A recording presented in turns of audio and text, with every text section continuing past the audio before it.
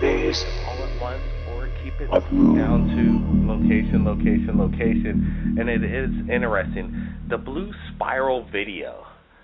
At first I thought it was just a star, but then the reaction from the person that shot it is what blew me out. And then we took a closer look of exactly what he was shooting, and it looked like a spiraling quantum kind of physics action of a blue black hole, Dr. J. Exactly. It could have been something that this orb was either coming out of, or at the end of the video, all it looked like there was this spiral left, so maybe the orb went into it, through the portal into another dimension. Who knows? The point is, we got it on camera, submitted to Third Phase of Moon for the world to see. More video coming in from Miami. I think we had about 2 or 3 videos submitted just this past few days from Miami, from Jeremy Thomas. And it looked to me like a fleet of UFOs, maybe 10. Dr. J. Brent, what do you say? Definitely not a flock of birds. You could tell they're in formation, unlike a flock of birds. You could see them separate. These guys are staying really close to each other, and it's just great footage that's coming in from people around the world. We're excited what we're looking at. What do you think it is, John? You know, this fleet is definitely not birds because A, they're too big, B, they're all flying in unison. Birds turn in unison, but these things have a separation in distance that is consistent throughout the entire time, and they're spread out all over the place. This is one of the more amazing footages that has come through to Third Phase of Moon and for the world to see. If you're listening right now on Revolution Radio, freedomslips.com, we want to invite everybody to join Third Phase of Moon on YouTube to watch these videos right now coming into Third Phase. And then now, the Galactic Guru has sent us video from Derby, UK, over and over, and a new one coming in August 8, 2013. People say it could be a star, but when we look at it as the video rolls, stars don't appear in front of clouds. What do you think this bright object in the sky is, Dr. J? It looks like a giant orb, and not only is it not a star, it's too big to be a star. I would say it's somewhere along the lines of just smaller than the moon, and it's moving, not just vertically, but horizontally in a matter of seconds and minutes. This thing reminds me of the giant orb that was one of the 3 orbs that released over 200 UFOs over the Catalina Channel, which we reported on last week for the Boy Scout troop to see. And I think that this could be one of those giant craft that contains a bunch of these smaller craft. Brent, the reports that are coming in on a mass scale to Third Phase of Moon, and the young generation reporting these sightings, putting it down in artwork, describing it. You have an affiliation with artwork and kids' descriptions of UFOs. Can you indulge a little bit more on that, Brent? Yeah, most definitely. Looking at the young artists, the future now, they're really creative. They've moved to the next generation. Back in the day, we're just playing around with pencils and, what was it, Asteroids and Space Invaders were our video games. Now they're looking at things that look almost like reality, and the concept of art is out of our imagination and what these children are thinking and what they're going to accomplish in the future. Hey, John, tell us about this new video that we just got, another one from Miami with these floating orbs. You know, this one reminded me of either a small triangular object with another orb following it, monitoring it, whatever it is, or it could be the famed TR3B that everybody is making a huge sensation about. What it is remains to be seen. However, it's caught on the camera, and you could clearly tell from the excitement of the person filming from it that it's something major that does not happen regularly. Not only the person that shot it, well, actually this was shot in Grisham, Oregon, Victor Cervantes, July 28, 2013. The family was there. It was a mass sighting. People know what conventional airplanes look like, balloons, sky lanterns, you name it, stars. When people know that it's a UFO, they react in this fashion that is pretty much universal, kind of in a hysterical, euphoric way. Right, John? That's the way I take it. That's the way I see it. Thousands of UFO reports, videos, it's all the same, kind of euphoric. Yes, people seem to get excited the moment they see something anomalous. And when they grab their cameras and start filming it, the camera is not only filming the object, it's filming their reaction, which is great and very consistent with what you said with the euphoria and enthusiasm. Now, Dr. J, you have got some amazing guests that are going to be appearing on Third Phase of the Moon, exclusive testimony. Young Jack Graham also asking the big questions. Can you tell me the first guest right now, right here, exclusive on Third Phase of the Moon, that we'll be showcasing very shortly? Yes, James Gilliland of the Gilliland Ranch, which is a famed ranch in Washington, the state of Washington, where apparently orbs come every single night. And everybody from The Tonight Show to Good Morning America to CNN to Larry King to O'Reilly were on location. What he said was that half of those things were scrapped, the other half were shown. But this brought him international fame, and we got an exclusive interview with him, among others, of course. Dwight D. Eisenhower, possible president that had the last insight of what was going on in Area 51, and you managed to capture an exclusive interview with the granddaughter? His great-granddaughter, Laura Eisenhower, yes, she spoke to Third Phase of the Moon directly. And let me tell you this, Blake, when Dwight Eisenhower left his presidency, he spoke, instead of how he brought taxes down, created jobs, but he warned the civilians to beware of the military-industrial complex. Why? It's speculated that he was cut out of the loop of the own black government that he started. And that's what's so important about this case. We have a direct descendant who is talking openly about extraterrestrials. And I think that's one of the greatest things we got. When a great-granddaughter of a president wants to come out and disclosure, wow, it doesn't get much better than that. And we've had background interviews with Mr. Ron Gardner in regards to the Area 51 conflict that almost happened with the U.S. Army. Brent, what were you thinking when you imagined that for the first time, when you heard this story come out? Wow, Eisenhower was going to invade Area 51. He told the troops, let's go ahead and take this place out. He felt uncomfortable of the secret dark government, and he understood the truth that this is a bad place to be for a president, because it's not about how government works. He's not giving it to the people. He's actually being controlled by the dark mafia that controls the world. So he felt pretty intimidated when he actually learned the truth. The disclosure has already just been admitted today. It was on the Huffington Post about Area 51. Wow, finally the government comes clean that they're aware that Area 51 exists. Check that off. That's a pretty much no-brainer. And now they're just saying that, yeah, they're working on military aircraft. Well, let's get an insight interview. Let's get Third Phase of the Moon in Area 51 and see what's really going on if they want to disclose. What do you say about that? I think we should take the time and go to the border. You know, let me tell you this, though. There is a sign that says if you cross it, you will get killed. But let me tell you this.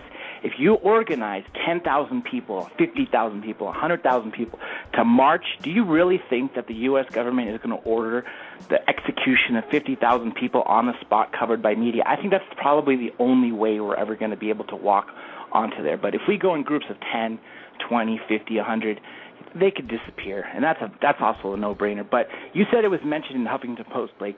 Huffington Post covers lots of things that are UFOs that other people don't. This story made CBS, CNN, Fox News, ABC, every channel out there. Why are they telling it? Because they've already admitted that there was an installation there years ago. Now that they're actually admitting to some more rumors, although they won't confirm what the rumors are. what I'm taking away from this is that, well, now possibly the government, the people we elect, can get involved. Besides the 100,000 man march to Area 51, you asked me the question, I think that could be quite dangerous for both sides. But what I'm thinking is now, okay, President Obama's aware of this. All presidents from here on out are out in the public aware of Area 51. They don't have to say that they don't know about that it even exists. So that might open up some doors. Maybe some congressmen could get in there and find out what's going on at Area 51, just like the CIA agent, the anonymous CIA guy that worked for Eisenhower came and went to Area 51 to find out what was going on. Maybe that kind of thing could happen again. That's what we're hoping. We want to see what's going on in there. You know, Blake, I have to say, even though you said Barack Obama now knows about this, every president has known about this because it's been leaked. It's not leaked. It's actually known information. This was even on a documentary on the History Channel about the UFOs in the White House. It said every president has renewed the secret budget for Area 51. Every president was aware of that base, and they signed a reform that says, yes, this fiscal year they can have unlimited money for this base. And so they knew about it, and they knew it was spending a lot of money, and they didn't know what was going on there and what kind of money. But I agree with you. We do need to have senators, congressmen, like the ones from the citizens' hearing, that could go there, with the media. We would love to see that. And if Third Phase of the Moon could cover it, that would be the greatest thing, Blake. Well, I think that exclusive will happen on Third Phase of the Moon one of these days. People standing by. We're up to 101,000 subscribers. The movement is on for disclosure, and we're going to keep on it to find out what's going on with the UFOs, alien abductions, the agenda, secret society. We're going to cover it. We're going to be taking calls right now. Area code 717. Welcome to Third Phase of the Moon. Thanks for standing by. Hi. Hey, any comments on Area 51, some of the new news out, some of the new videos, or have you had a video yourself? Yeah, actually, I took a video today, and it's on YouTube. Excellent. Can you tell us who you are and where was the video shot from, at what time, place? Go ahead. Yes, my name is Lorraine Neely. It's located on YouTube under my maiden name, Lorraine Souders. It's titled UFO in Edders, PA. Pennsylvania. Pennsylvania, yes. There's a lot of sightings going out over there. There's a lady, Allison Cruz, that captures all kinds of incredible video over Pennsylvania. It's interesting. We sure would like to see it. Can you contact us via Skype or our Facebook Skype and then send us the link? And we sure would love to see it. Can you explain to us what the video entails and describe the object or objects? Yes, I actually sent you an email with the link to your email address. Well, let's go to my email address right now and then see what we got over here. How did you come across Third Phase of the Moon? YouTube. Was it because of the sighting you had today, or was it because prior to this, did you always have your eyes on the skies? I've had many sightings of UFOs, and Allison Cruz is one of my friends, and I have seen all of her videos. Great. There's she definitely knows how to capture her videos and get perspective, and we're pulling up the video right now. And what I'm looking at is, first of all, the perspective. You have perspective. You have the illuminated object in the background. There's trees in the foreground, so we're getting some kind of perspective of what's going on. At the moment, it's stationary. Does the object later on move, or is it pretty much the orb in the night sky? No, it moves. It moved around up and down, and it went down under the tree line, but it looks just like an orb in the sky, and it happened right after the sun went down, and I saw it, and we had high-powered binoculars. You could see it with the binoculars really well, and it looked like it was pulsating. Well, it definitely has that pulsating light, and it's definitely not an airplane, and there's no stars around it. It to me doesn't look like a star because it's pretty low on the horizon right there, and it's lit. It's moving slightly. Go ahead, Brent. Can you give us some insight? Yes, I have a question. Can you describe the weather, and was it a cloudy night, or was there other stars popping out? There was no clouds at all. It was a totally clear night. The moon was to my left.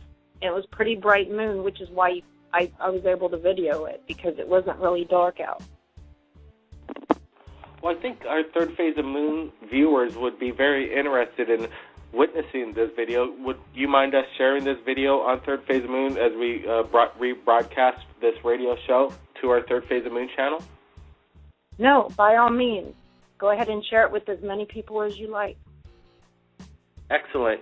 That's what Third Phase of Moon is all about, we think, is getting the word out, corresponding with people from around the world who want to showcase their phenomenon that they've captured and get credit that they deserve. We'd be sure to make sure to give the credit and to the YouTube channel and make sure that everybody knows who shot the phenomenon.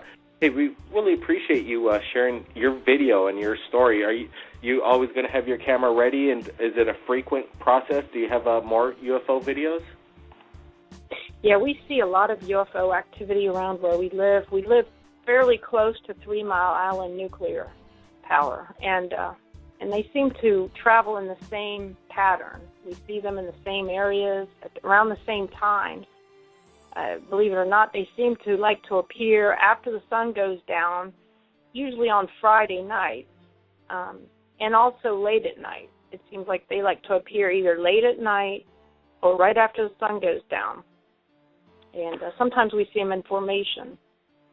But they do travel in the same path, it seems like. Are nuclear power plants and that in general, nuclear silos, are there magnets for UFOs? Dr. J, what would you have to say about the phenomenon of a lot of sightings, missile bases being shut down, nuclear bases being visited? What's going on with UFOs wanting to find out what's going on over there? Well, this is a major reason why the skeptics say, why did the sightings start in the 40s? Because of the movies. Actually, they're wrong, because the movies came out after. But what happened was people started seeing more UFOs. Why? Because we detonated nuclear weapons. We showed to the whole universe that we're a capable society, that we are a nuclear society, and they probably scurried from all over the galaxy and all over the universe from other galaxies to come over and say, uh-oh, the kids found the matches, and they're still doing tribal warfare, killing each other, and rather than using it for a peaceful and right way, the message from the ETs to the people from the moment we've launched nuclear weapons was to end them. And that's an ongoing message. Abductees to this day still say they're worried about us, the way we treat our planet, and more importantly, the way we treat ourselves and each other.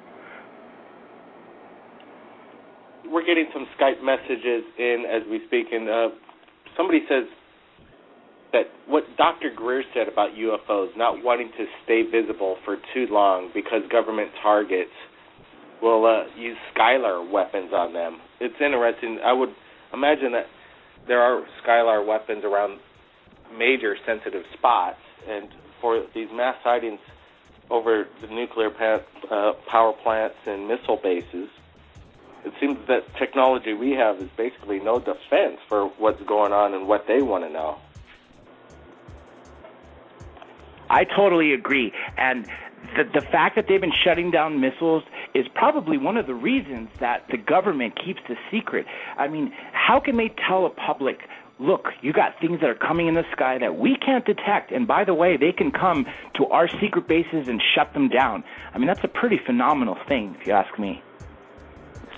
Let's get to caller 717. Allison Cruz continuously captures videos. You say you're friends with her. Have you been over to her location and witnessed these UFOs for yourself? We've talked on the phone. She's one of my Facebook friends. We do share a lot of videos with each other. We pretty much have talked about the same phenomenon and mapped out certain patterns of UFOs. And she does have pretty state-of-the-art equipment that she uses. I just use my cell phone, which what I captured tonight was with my Galaxy cell phone, which isn't too bad, but I sometimes I wish I had something better.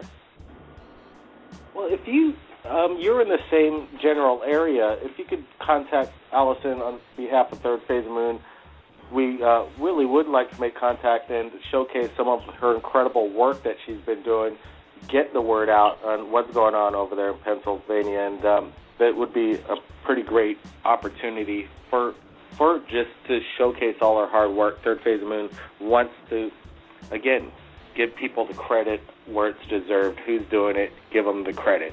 Be translucent and give the information out. John, now let's get back into the Alien Human Project, the Alien Abduction Diaries.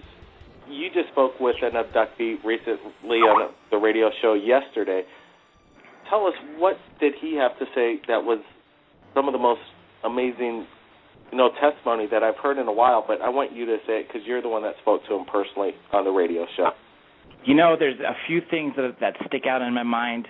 One thing that he said off air, which I have to say because no listener got to hear it, was that when he called the aliens a monster telepathically in his head, because that's how they were communicating when he realized that they were speaking through their minds, he called them a monster for doing what they're doing to him by extracting his semen and, pulling out his eyeball and putting an implant.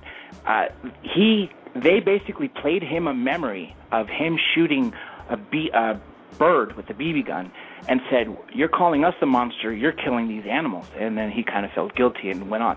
The eyeball was removed to the point where it was just stretching the ligament but not removed completely, just kind of like hanging there painlessly.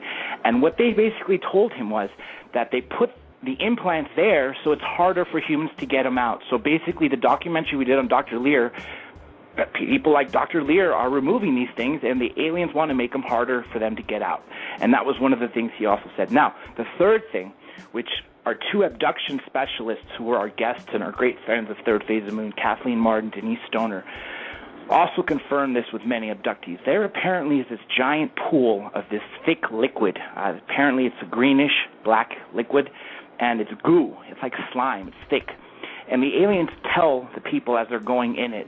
He woke up from a blackout, and he was screaming. And the aliens told him that he can breathe it, he could eat it, he can digest it, he can, extract it, and he can live on it. And he got an idea that because one guy was screaming, and there was a couple people screaming. That's what woke him up out of his blackout, he said. But one guy repeatedly was climbing up this sort of angle slide, like it would be equivalent to a slide on the playground, and kept falling down, kept sliding down the thing.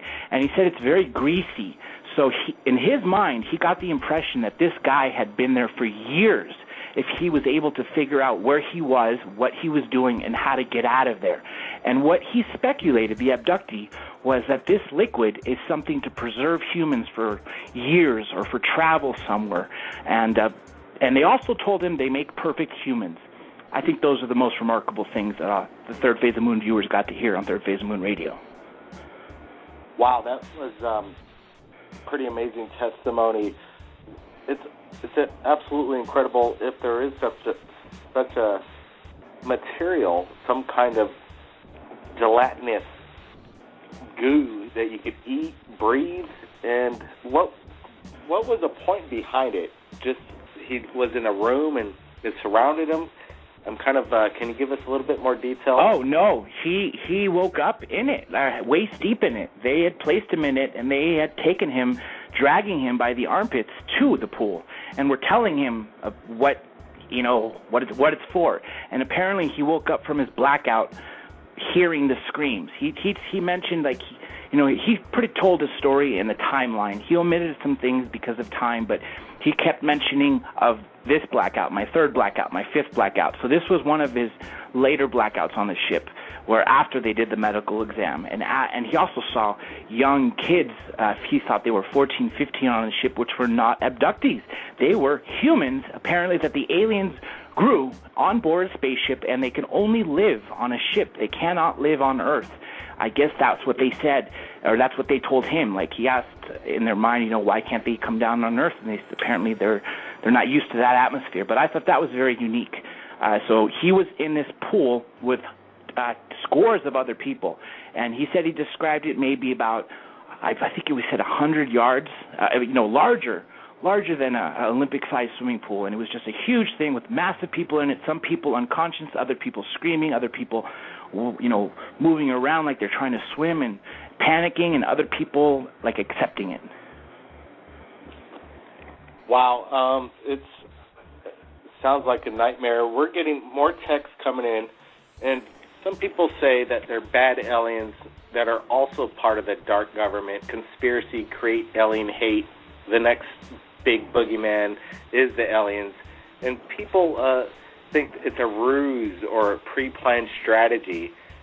They actually make some of these entities, and they have alien reproduction facilities.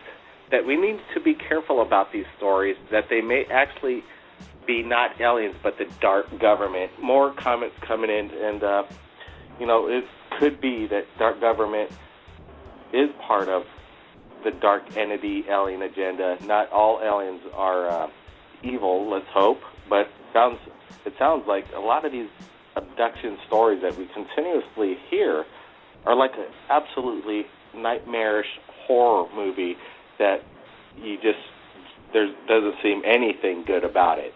Have you spoken to anybody that's had a good experience with the alien abductees, Dr. J? There have been people who have good and bad experiences, and just like the yin-yang sign of good and evil, there exists good and bad out there.